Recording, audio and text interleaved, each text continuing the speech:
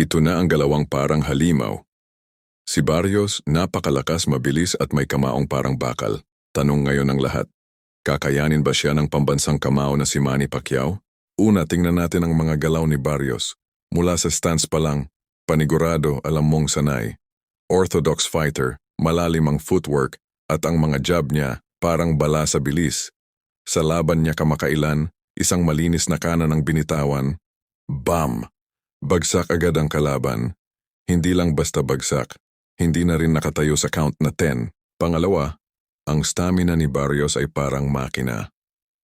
Round 1 pa lang agresibo na, pero hanggang round 10 hindi bumabagal. May disiplina, may tiyempo, at hindi lang basta lakas, may utak. At pangatlo, may lakas siyang parang nasa welterweight pa lang, pero kayang pumatay ng middleweight. Kapag tinamaan ka, siguradong magugulo ang mundo mo. Pero, teka lang, kahit gaano pa kalakas si Barrios, Manny Pacquiao pa rin ang pag-uusapan. Champion ng 8 dibisyon. May footwork na hindi maabutan, may anggulong parang hindi mo alam kung saan manggagaling ang suntok. Tanong ngayon, sa ganitong laban, kapag nagharap si Barrios at Pacquiao, sino ang mananatiling nakatayo sa ring? Pero hindi lang lakas ang puhunan sa boxing.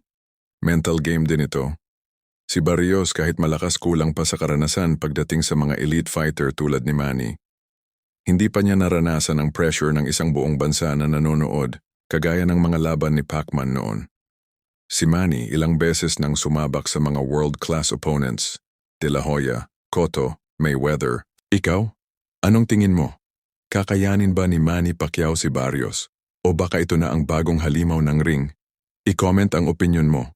At kung gusto mo pa ng ganitong laban, huwag kalimutan mag-subscribe sa Dotsky TV at pakishare na rin para dumami pa ang fans ng boxing sa Pilipinas.